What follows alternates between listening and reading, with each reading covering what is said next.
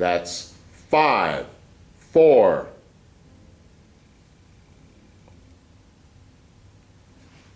Morning, everybody. Today I'm going to be telling you about Rakugo Theater. My name is Jonah Paxson. Let's get right into it. So, what is Rakugo Theater? Well, when I was exploring Rakugo Theater, it is a form of traditionally Japanese theater, and it translates as fallen words. The reason it translates to fallen words is because Rakugo is a spoken word sort of performance in the Japanese culture, and fallen words refers to the punchline at the end of every story. So Rakugo follows a sort of layout. It tells a long and complicated story with a comical ending or punchline, aka Rakugo. And all the performer uses is a hand towel and a fan. The story is narrated as conversation among 2 or more characters. The person narrating the story, the storyteller, is called the Rakugoka. The performer switches from one character to another in order to create this fast-moving dialogue. So Rakugo originated from Buddhist sermons, actually.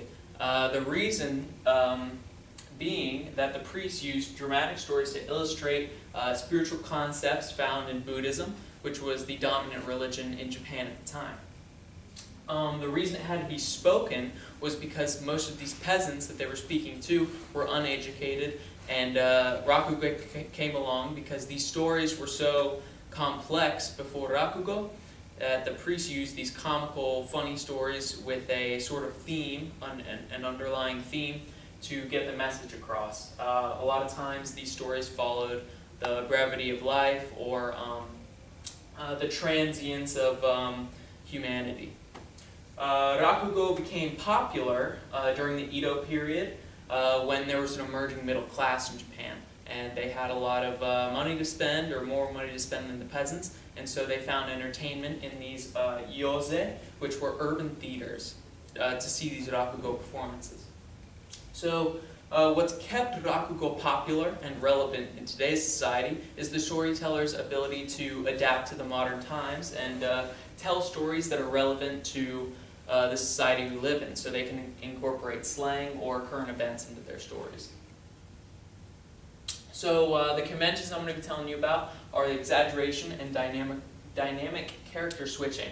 So like I said before, the story is always going to be a dialogue between 2 characters, and the Rakugoka will switch, they'll switch fluidly and seamlessly from one character to another, changing vocal and physical stature.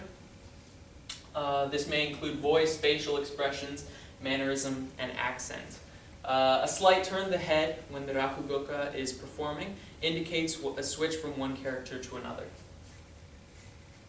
So, when I was exploring this type of theater, I found it very interesting that it's been so long-lived, and it's been around for a while.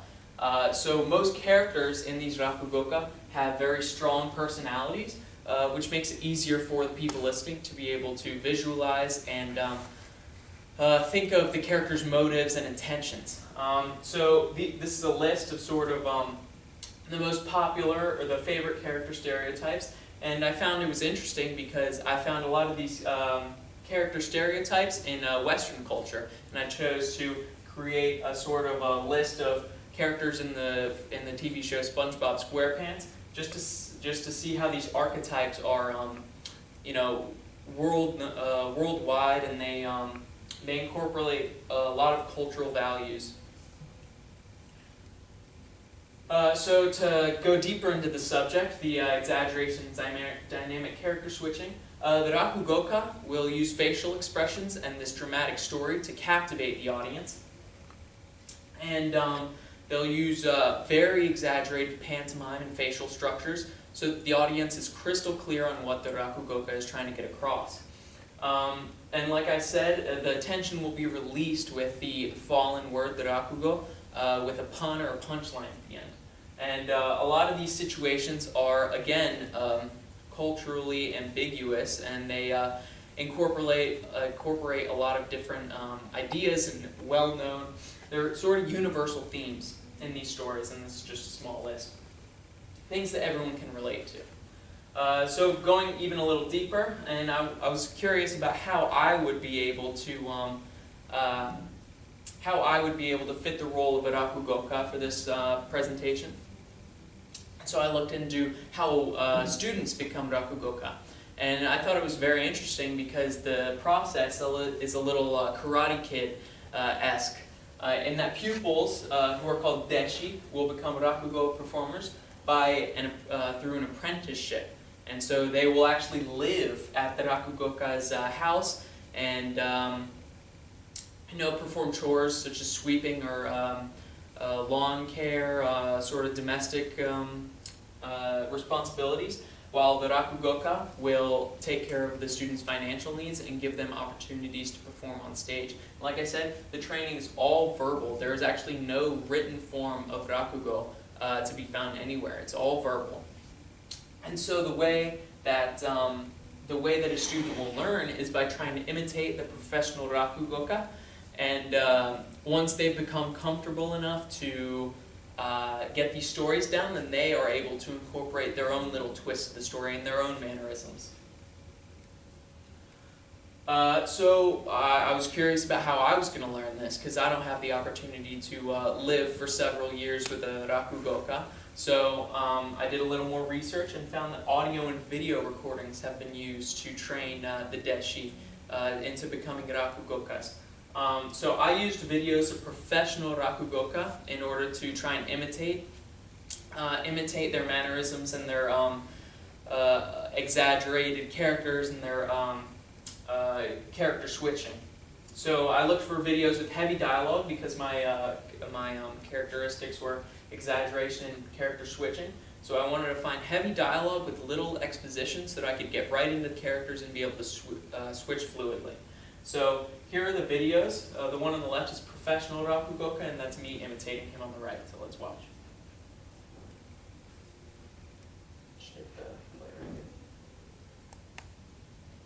Mr. Osada. Yes, Manager Osada.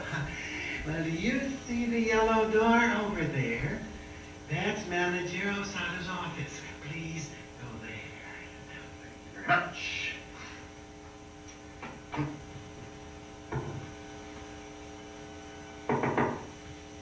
Yes, please come in. Thank you. Are you Mr. Osada? Yes, and who are you? Oh, my name is Maeda, and I have come to apply for a job. Oh, a job, huh? Yes, I have brought you a letter of recommendation from my friend Yasuda. Please. Oh, let me see. Yeah, Yasuda, yes, I know him. Oh, would you like to apply for this job? And so that was the professional Rakugoka, and the video on the right is going to be me imitating him.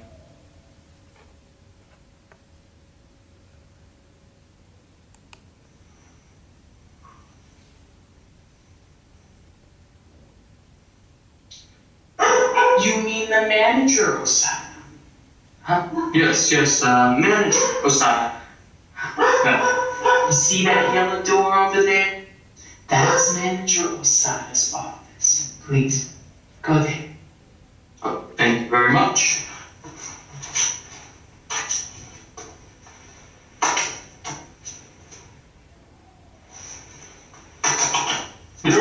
Yes, please come in. Oh, thank you. Are you Mr. Osada? Oh, yes, and who are you? Oh, my name is Maeda, and I have come to apply for a job.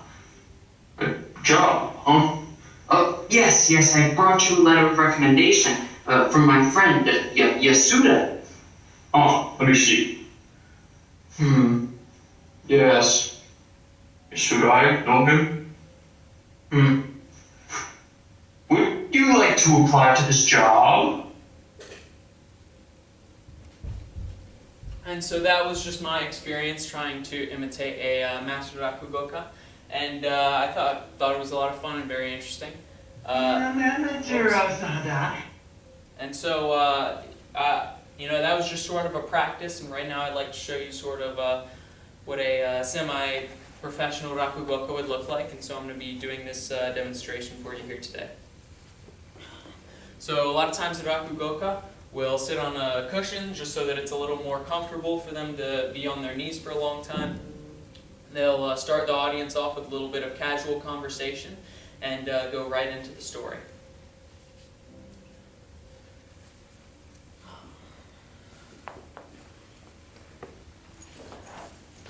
How's everybody doing? So, I was on my way driving to school today, and there was a lot of traffic, and I felt it might have been okay to just kind of go around the traffic. But then I thought, it wouldn't be a good idea if a cop pulled me over. And it reminds me of the story I'm about to tell you right now, of this man who was caught speeding. And here's the story for you today.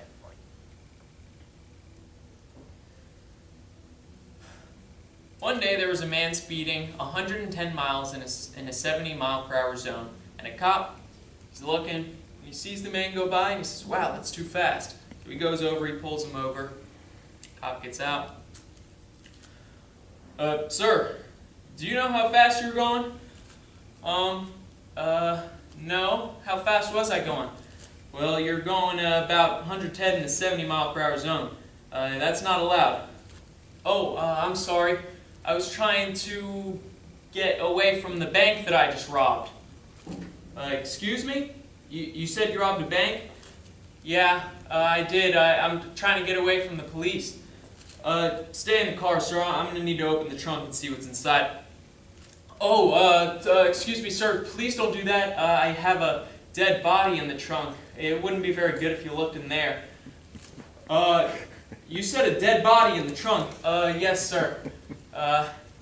Okay, you wait right there. Actually, you mind if you get out of the car real quick?"